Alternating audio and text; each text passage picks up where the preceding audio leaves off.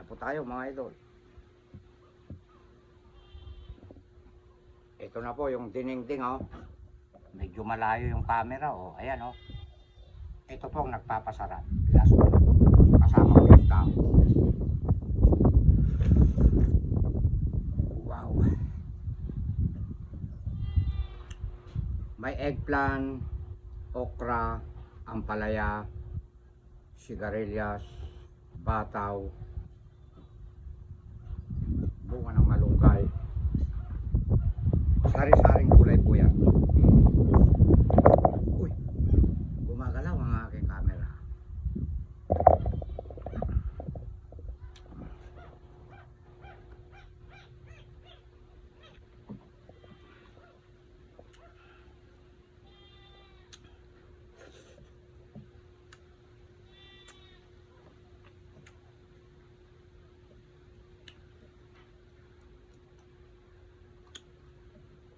Oh, may sinugo. Sipikan ko nga.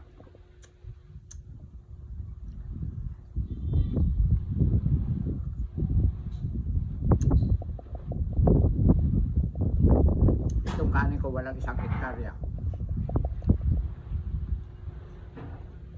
Kulang konti 1 hektarya.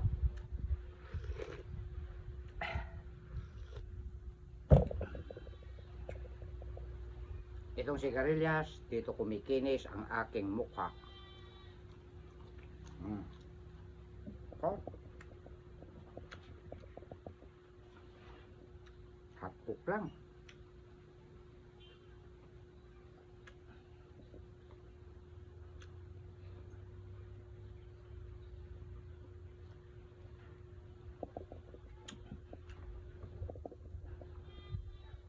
Malaki itong bawas na ito. Pinaulam ko na sa kanila yung parting buntot saka yung ulo. O yan, tahimik sila oh.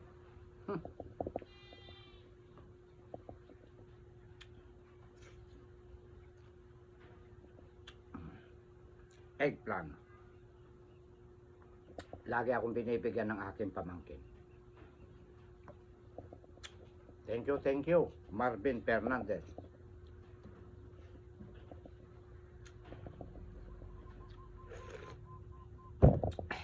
Sabi niya, Uncle, dumaan ka rito. Bigyan kita ng eggplant. Kasi gumugulang lang, ang dami. Yung pong palang gustong pan, kumuha ng binhi, puntahan nyo siya.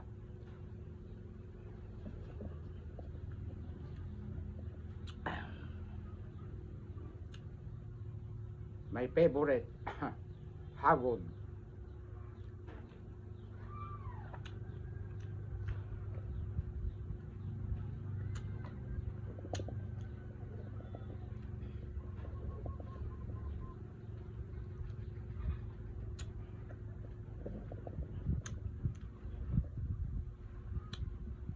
Itong ulo ng eggplant, inaalis ko yung matigas dito sa pinakatangkay niya. Kinakain ko na pati ulo.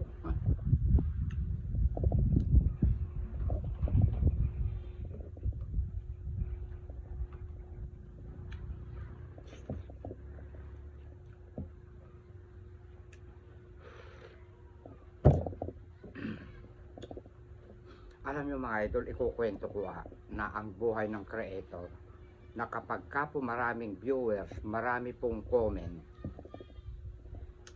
hindi na po kami makaugaga kare-reply.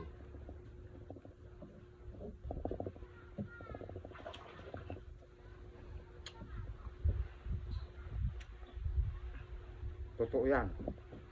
Merong mabilis mag-reply pag nag-comment ako eh. Si Idol Ibone. Minsan naman pag may nagpapakita sa taas, touch ko lang na ganun. Ayan, nire-replyan ko rin kaagad. Kasi babalik din naman doon sa dati mong binabasa, excuse me po, binabasang kanilang mga comment.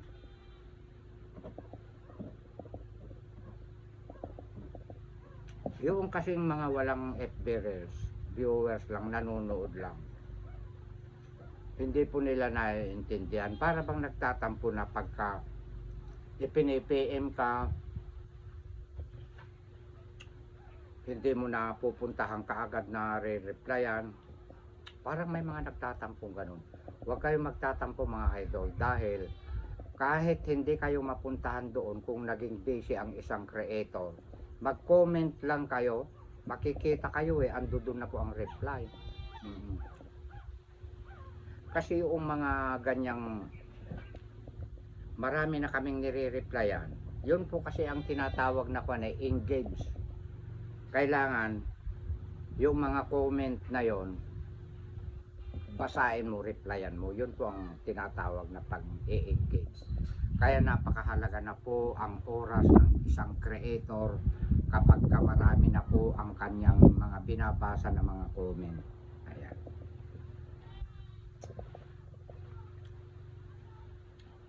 Sana maintindihan nyo kami.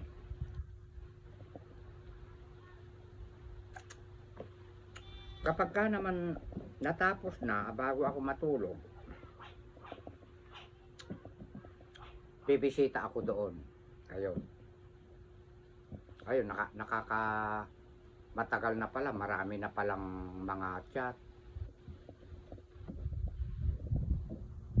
Marami ng missed call.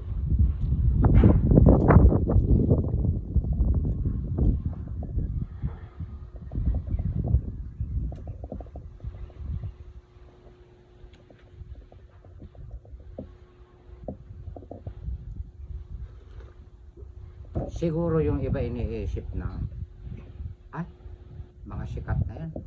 Sikat na sila, hindi na sila nakikipag-usap, nakikipag-chat. Hindi po. Lagi po kaming busy. Pero may time ako na bago ako matulog, pinapasadaan ko. Ayan, napakarami. Napakarami pong kwan. Lalo na kapag kayong call naman, pag tumagal ang call, paano na yung iba? Uubos na ng oras. Hindi mo maiko-call na silang lahat. Tulad ng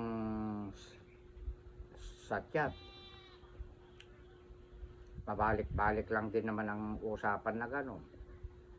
Marami pang naghihintay sa kwan, nabibisitahin mo, kukumustahin mo rin. Pinapasadahan ko po lahat yan. Kaya yung iba, hindi na ako nakakapagpaalam. Kasi doon pa sa baba may nangungumusta. Ganun po si Direk.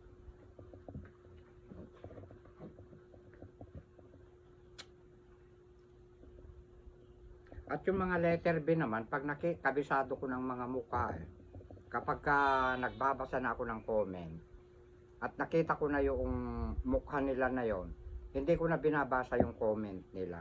Kasi alam na alam ko na kahit hindi ko basahin. Ando doon na naman yung pang-iinsulto. Kaya para mabilis, huwag mo nang basahin yun. Yung mga magaganda lang ang comment, yun lang ang basahin mo na.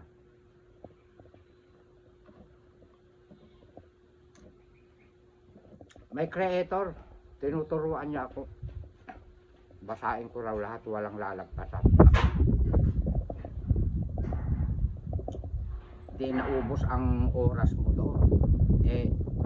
Pag-away ka lang din sa mga sinasabi nila. Di para walang away, huwag mo nang basahin. Huwag mo nang replyan. Ganun yun ha. Ako naman ang magpapayo sa'yo. Pag may mga lumilitaw sa'yo ng mga letter B, i-skip mo na yon, ang basahin mo lang yung mga good.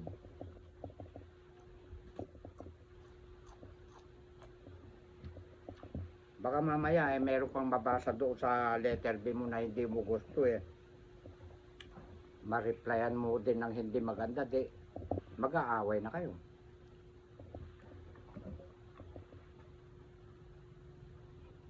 Understand? Yun ang paliwanag ni Direk.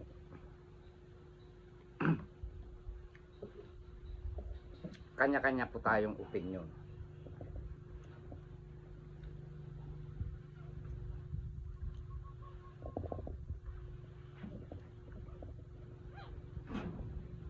Huwag tayong magsusuplado, huwag tayong magmamalaki.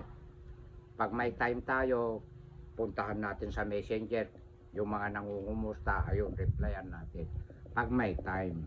Pero priority yung mga babasahin natin na mga comment. Kasi ang ando dun kasi sa messenger na, ando dun minsan na yung mga nagmamarites na eh. Hindi po ako sanay yan.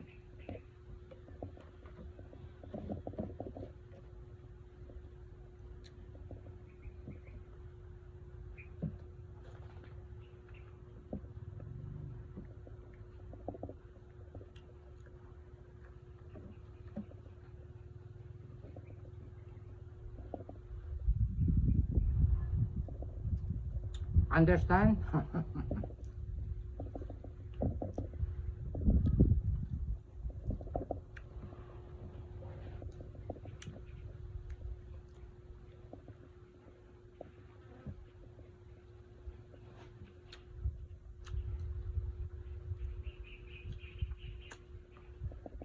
Busog ako nito.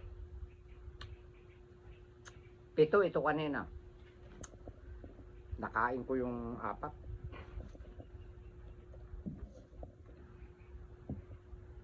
Bunga ng kalabasa. Tinikman ko rin.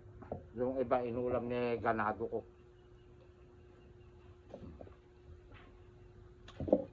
Bulaklak.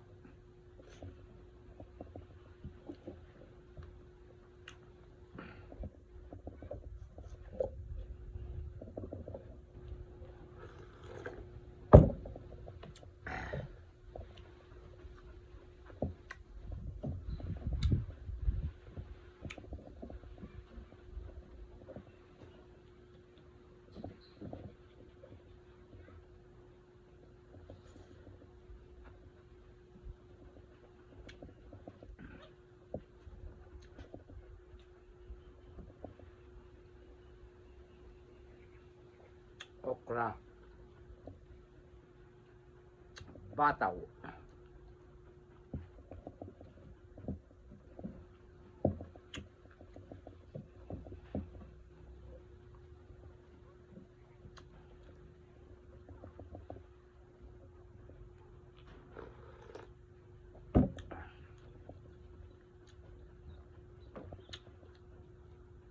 Magulang na ibuto ng isang ampalaya.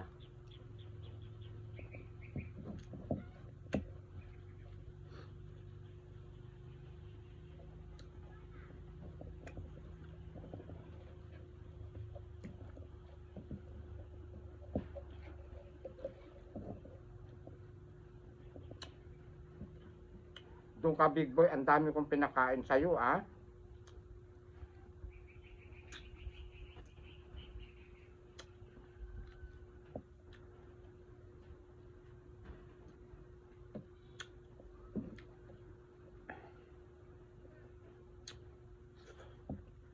Ito hapunan nyo yung hindi ko mauubos na bangos.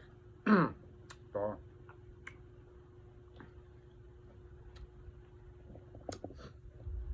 Akala ko dagupan ito. Parang hindi pero lasang dagupan. Ang sarap.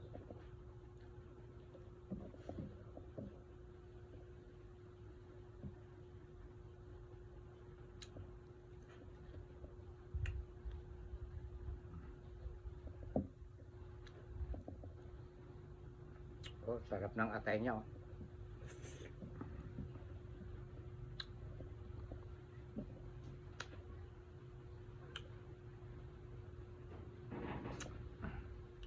Andito electric pan oh. Hindi masyado makalapit yung mga langaw.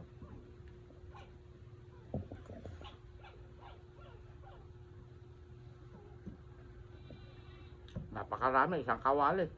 Ah.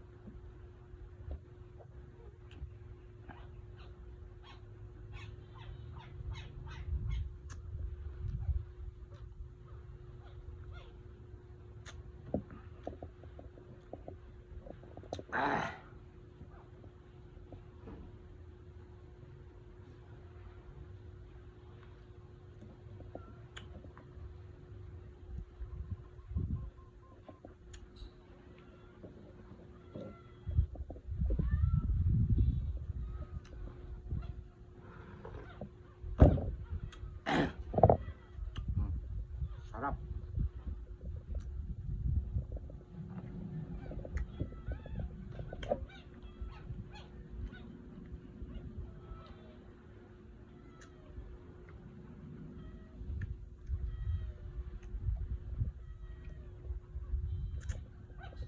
May nanganak akong aso rito. Apat ang anak ni Ganda.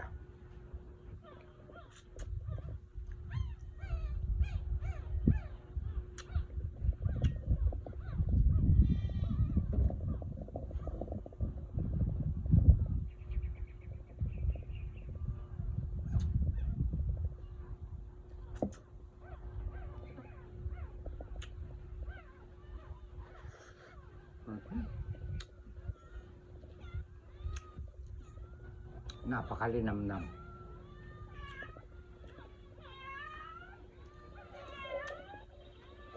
Ang mga bangus ngayon, kahit hindi dagupan, malinamnam. Nasa pinapakain siguro.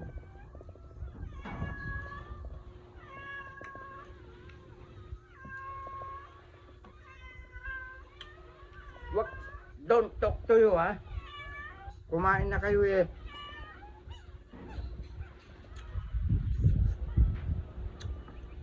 Ito, marami pa ito. Hati-hati kayo mamaya.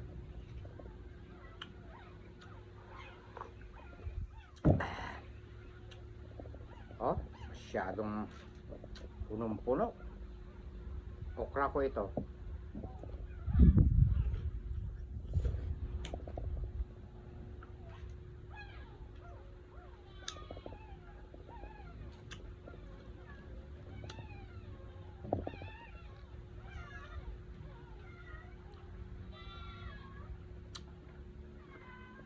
At hanggang dito na lang mga idol. Thank you very much.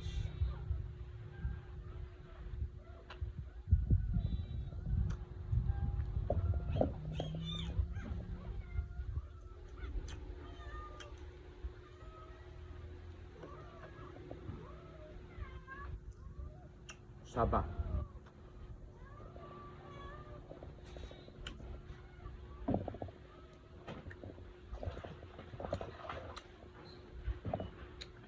Iikot akong gano'n. Bye-bye. I love you all, mga idol. Ikakat na ni Direk.